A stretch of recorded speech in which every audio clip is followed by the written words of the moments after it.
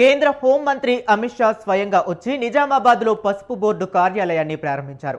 దీంతో సుదీర్ఘకాలంగా పసుపు బోర్డు ఏర్పాటు చేయాలనే నిజామాబాద్ ప్రాంత రైతుల చిరకాల వాంఛ నెరవేరింది. దీనికోసం పెద్ద యుద్ధమే జరిగింది. రైతులు అవిశ్రాంతంగా వీధి పోరాటాలు చేశాయి.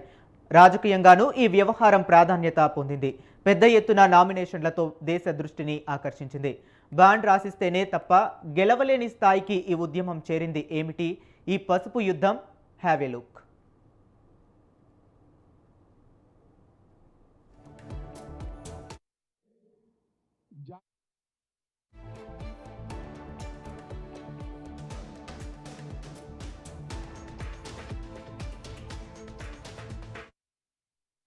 తెలంగాణ పసుపు రైతులు 4 దశాబ్దాలుగా కంటున్న కళ నిజమైంది.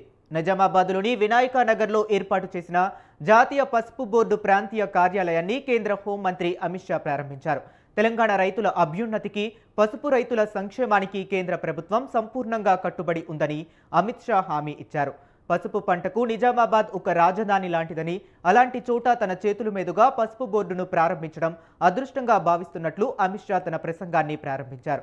తెలంగాణకు పసుపు బోర్డును సాధించడం కోసం బీజేపీ ఎంపీలు ఎంతగానో కృషి చేశారని గుర్తు చేశారు. వారి పోరాట ఫలితంగానే బోర్డును ఏర్పాటు చేయటమే కాకుండా దానికి చైర్మన్గా తెలంగాణకు చెందిన వ్యక్తినే నియమించినట్లు తెలిపారు.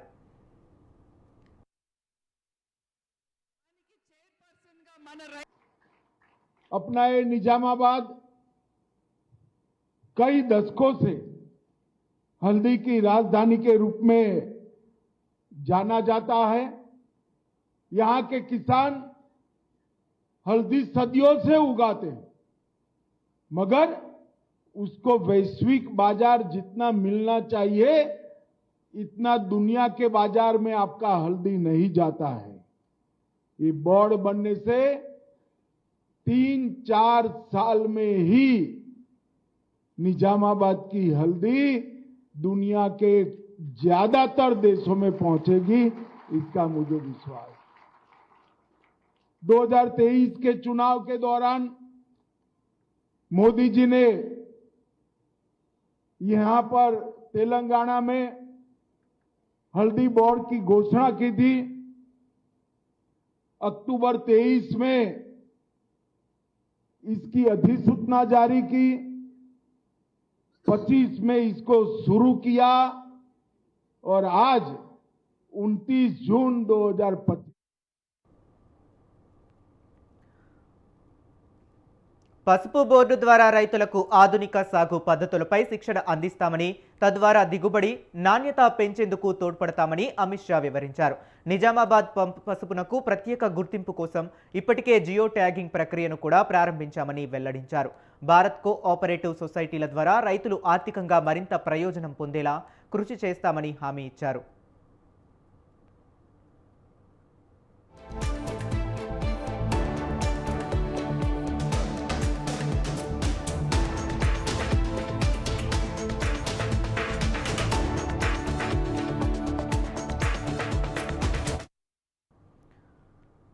దేశంలో పసుపు హిందూ సాంప్రదాయంతో ముడిపడి ఉంది. అంతేకాకుండా ఆహార పదార్థాలు, సౌందర్య సాధనాలు, ఔషధాల్లోనూ పసుపును ఉపయోగిస్తారు. భారతదేశం ప్రపంచంలోనే అతిపెద్ద పసుపు ఉత్పత్తిదారు, వినియోగదారు, ఎగుమతిదారు కూడా. 11.61 లక్షల టన్నులతో ప్రపంచంలో మూడింట రెండో వంతు పసుపు భారత్ ఉత్పత్తి చేయగా, పసుపులో ప్రపంచ వాణిజ్యంలో భారత్కు 62% వాటా ఉంది. గత ఏడాది భారత్ నుంచి వివిధ దేశాలకు 1.534 లక్షల టన్నుల పసుపు ఆధారిత ఉత్పత్తులు ఎగుమతయ్యాయి. దేశంలోని 20 రాష్ట్రాల్లో పసుపు పండించినా ఎక్కువగా మహారాష్ట్ర, తెలంగాణ, కర్ణాటక, తమిళనాడులో ఉత్పత్తి అవుతుంది. నిజామాబాద్ జిల్లా పసుపు ఉత్పత్తిలో ప్రముఖ పాత్ర పోషిస్తుంది. ఇక్కడ పసుపు నాణ్యతకు మారుపేరు. దీంతో మంచి ధర పలుకుతుంది. నిజామాబాద్ జిల్లాలో పసుపు పంటను పెద్ద ఎత్తున సాగు చేస్తారు. నిజామాబాద్ చుట్టుపక్కల జిల్లాలైన జగిత్యాల, నిర్మల్ తదితర జిల్లాల్లో పసుపు సాగు విస్తీర్ణంతో పాటు దిగుబడులు సైతం పెరిగాయి. తెలంగాణలో పండుతున్న పసుపులో దాదాపు 80% పసుపు ఉమ్మడి జిల్లాలో సాగవుతుంది. నిజామాబాద్ మార్కెట్ రాష్ట్రంలోనే అతి పెద్దది. గత ఏడాది దాదాపు 10 లక్షల క్వింటాల పసుపు దిగుమతి వచ్చింది.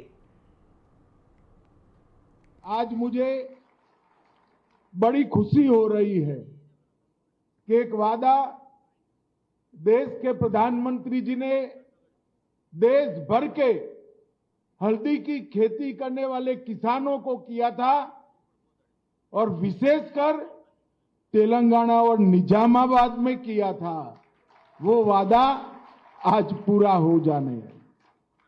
और मेरा सौभाग्य है कि हल्दी बोर्ड का उद्घाटन मेरे हाथों हो रहा है। देश भर के हल्दी के किसानों को जो श्रम करते हैं, जो देश भर के लोगों को स्वस्थ रखने में अपनी भूमिका निभाते हैं और देश को समृद्ध करने में भी अपनी దేశవ్యాప్తంగా పండే కీలకమైన పంటలపై పరిశోధనలు, దిగుబడి పెంచడం, మార్కెటింగ్ వంటి అంశాలను అధ్యయనం చేసేందుకు, రైతులకు సలహాలు, సూచనలు ఇచ్చేందుకు కేంద్ర ప్రభుత్వం ఆయా పంటలకు సంబంధించిన బోర్డులను ఏర్పాటు చేస్తుంది. అలా పసుపు సహా 52 సుగంధ ద్రవ్యాలను కలిపి జాతీయ సుగంధ ద్రవ్యాల బోర్డు ఒకటి 1987లో ఏర్పాటు చేశారు. కేరళలోని కొచ్చిలో దీని ప్రధాన కార్యాలయం ఉంది. దీనికి 2010 నుంచి గుంటూరు, వరంగల్లో ప్రాంతీయ కార్యాలయాలు పెట్టారు. నిజామాబాద్, పాడేరు, ఖమ్మం, వరంగల్, హైదరాబాద్లో స్పైస్ బోర్డుకు సంబంధించిన వివిధ కార్యాలయాలు ఉన్నాయి. నిజామాబాద్లోని స్పైసెస్ బోర్డు కార్యాలయం పసుపు పంటపై పనిచేస్తుంది.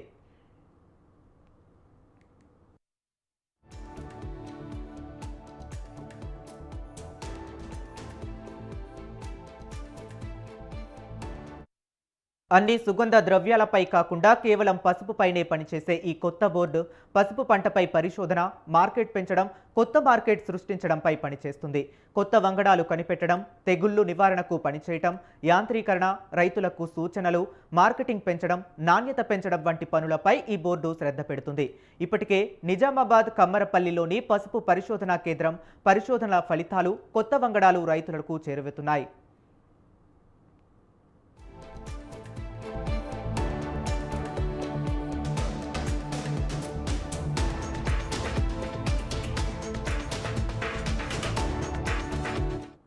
నిజామాబాద్ ప్రాంతీయ కార్యాలయం కాకుండా పూర్తి స్థాయిలో పసుపు కోసమే బోర్డు కావాలన్నది నిజామాబాద్ రైతుల డిమాండ్. బోర్డులో భాగమైతే మరింత లాభదాయకంగా ఉంటుందన్నది రైతుల అభిప్రాయం. పసుపు బోర్డు కావాలనే నినాదాన్ని ఉద్యమంగా మలిచిన రైతులు అనుకున్నది సాధించారు. 2007లో స్వదేశీ జాగరణ మంచ్ ఆధ్వర్యంలో కోటపాటి నరసింహనాయుడు పసుపు బోర్డు నినాదం ఇచ్చారు. రాజకీయాలకు అతీతంగా రైతులు స్వచ్ఛందంగా పసుపు కండువాలు భుజాన వేసుకుని ముందుకు కదిలారు. రైతులు జరిపిన ఉద్యమ తీవ్రతకు పార్లమెంట్, అసెంబ్లీ ఎన్నికలు ఏమైనా పసుపు బోర్డు అంశం కేంద్రంగానే నేతలు హామీలు ఇచ్చేలా పరిస్థితి వచ్చింది. పసుపు రైతుల సంఘం చేపట్టిన ఉద్యమం కేంద్ర, రాష్ట్ర ప్రభుత్వాల దృష్టిని ఆకర్షించింది. ఫలితంగా 2009లో అప్పటి ముఖ్యమంత్రి రోసయ్య కమ్మర్పల్లిలో 36 ఎకరాల విస్తీర్ణంలో పసుపు పరిశోధనా కేంద్రాన్ని ఏర్పాటు చేసి ప్రారంభించారు. పసుపు బోర్డు ఏర్పాటైతేనే తమకు గిట్టుబాటు అవుతుందని ఆశించిన రైతులు ఢిల్లీ వీధుల్లో సైతం పలుమార్లు నిరసన కార్యక్రమాలు చేపట్టారు.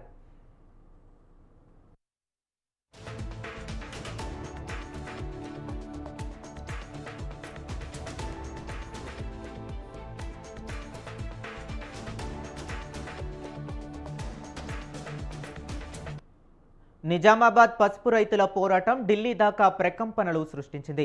2017 ఆగస్టులో అప్పటి ఎంపీ కల్వకుంట్ల కవిత పసుపు బోర్డు ఏర్పాటు కోసం ప్రధాని మోదీని కలిశారు. 2018లో Suresh Prabhu spices development park ప్రకటించారు. 2018లో పసుపు బోర్డు ఎన్నికల అంశంగా మారింది. బీఆర్ఎస్ తరపున లోక్సభకు పోటీ చేసిన కవితకు వ్యతిరేకంగా ఏకంగా 178 మంది రైతులు నామినేషన్లు వేశారు. ఈవీఎంలు పక్కన పెట్టి బ్యాలెట్ బాక్స్ పద్ధతిలో పోలింగ్ నిర్వహించాల్సిన పరిస్థితి వచ్చింది. కవిత ఓటమికి దారితీసింది. ఎంపీగా గెలిచిన తరువాత పసుపు బోర్డును తీసుకురాకపోతే రాజీనామా చేస్తా అని బాండు పేపర్పై రాసి హామీ ఇచ్చిన ధర్మపురి అరవింద్ ఆ ఎన్నికల్లో గెలిచారు. వారణాసిలోనూ ప్రధాని మోదీ పైన పలువురు నిజామాబాద్ పసుపు రైతులు నామినేషన్లు వేశారు. తరువాత కూడా ఈ అంశం రగులుతూనే ఉంది. పసుపు బోర్డు కోసం చేయని ప్రయత్నాలు లేవు. చివరకు 2023 తెలంగాణ అసెంబ్లీ ఎన్నికల ప్రచారంలో భాగంగా ప్రధాని మోదీ పాలమూరు ప్రజా గర్జనలో పసుపు బోర్డు గురించి ప్రకటించారు. ఆ తరువాత 2023 అక్టోబర్లో ప్రభుత్వం గెజెట్ జారీ చేసింది. 2025 జనవరిలో నిజామాబాద్ను ప్రధాన కార్యాలయంగా ప్రకటించారు. నిజామాబాద్ దగ్గరలోనే సుగంధ ద్రవ్యాల బోర్డు కార్యాలయంలో పసుపు బోర్డు పనులను కేంద్ర మంత్రి పీయూష్ గోయల్ ప్రారంభించారు. ఇప్పుడు పసుపు బోర్డు కార్యాలయానికి కేంద్ర హోంమంత్రి అమిత్ షా ప్రారంభోత్సవం చేశారు. నిజామాబాద్కు చెందిన బీజేపీ నేత పల్లె గంగారెడ్డి పసుపు బోర్డుకు మొదటి అధ్యక్షుడిగా నియమించారు. మొత్తంగా ఇది పసుపు రైతుల ఉద్యమ చరిత్రలో చిరస్థాయిగా నిలిచిపోతుంది.